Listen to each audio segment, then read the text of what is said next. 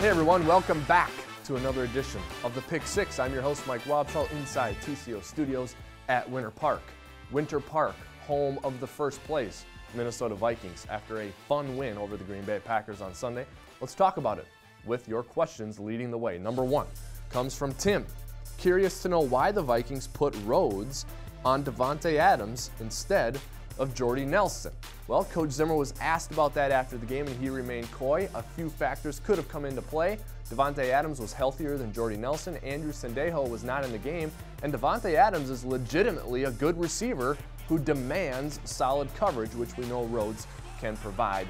At the end of the day, the Vikings defense played well as a team, and it started with their run defense allowing just 3 yards per carry against a Green Bay rushing offense that had its way against the Cowboys last week. Good team effort by the Vikings defense. The next question comes from Nick. How many, if any, snaps did Ben Gideon have? Seemed like we were in our nickel defense all game.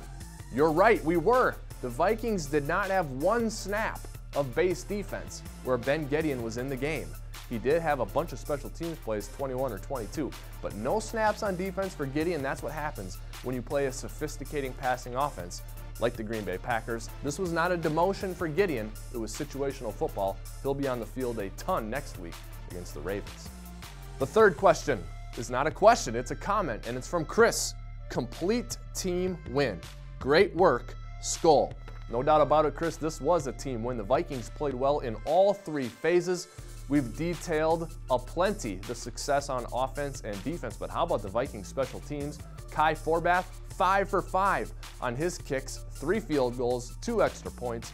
Ryan Quigley, 3 punts inside the Packers' 20-yard line, including one that went out at the 4 at the end of the game. And the Vikings coverage units were really good as well. Mike Prefer's side of the ball, they were awesome on Sunday. The next question comes from Jay. Not a good win for the Vikings. They did very little against a beat-up Packers team. Every win is a good win, and I disagree that the Vikings did very little. The Vikings played great, as we said, in all three phases, but the Vikings defense, I think, is the best in the NFL, and they showed it on Sunday. Yes, Green Bay did not have Rodgers, but the Vikings treated the Rodgers-less offense the way you should treat a Rodgers-less offense. They held them down and dominated them. All of Green Bay's points came on short fields off of Vikings turnovers. The Vikings defense, led by Harrison Smith and Eric Kendricks and Everson Griffin and Xavier Rhodes, an outstanding performance at home on Sunday against the Packers. The next question comes from Danielle, my cousin in Florida. Hi, Danny. She says, it's so fun seeing players like successful Quan and Trey Waynes getting better every game.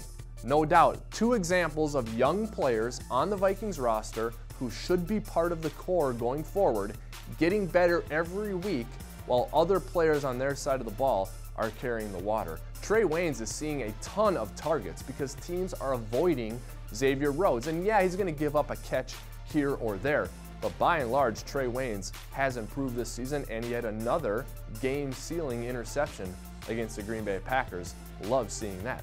As for Laquan Treadwell, the one-handed catch where he climbed the ladder to pull one down along the Packers sideline was fun to watch, and it's the kind of thing we thought we were getting with Laquan when we drafted him last year. I love his progress as well. The final question comes from Barry. When will Bridgewater be available to play? I can't wait to see him in practice. Let's take this one day at a time. Teddy can be activated from the PUP list this week. Once he is, the Vikings can practice Teddy for up to 21 days, and in that span, they have to decide whether to move him to the 53-man roster. All of those decisions will be made in time. For now, though, it's exciting that Teddy keeps getting good news in his recovery. That's it for this week's edition of the Pick Six. Of course, we will be back next week with another edition of the Pick Six, so please submit your questions into the email address at the bottom of the screen. In the meantime, get ready for the Ravens. That's who the Vikings play on Sunday at US Bank Stadium at noon. Also, from last week's win over the Packers, Jerick McKinnon had 2 touchdowns. Guess who we had wired for the game? Jerick McKinnon. You're going to love it, so check that out on Vikings.com later in the week as well.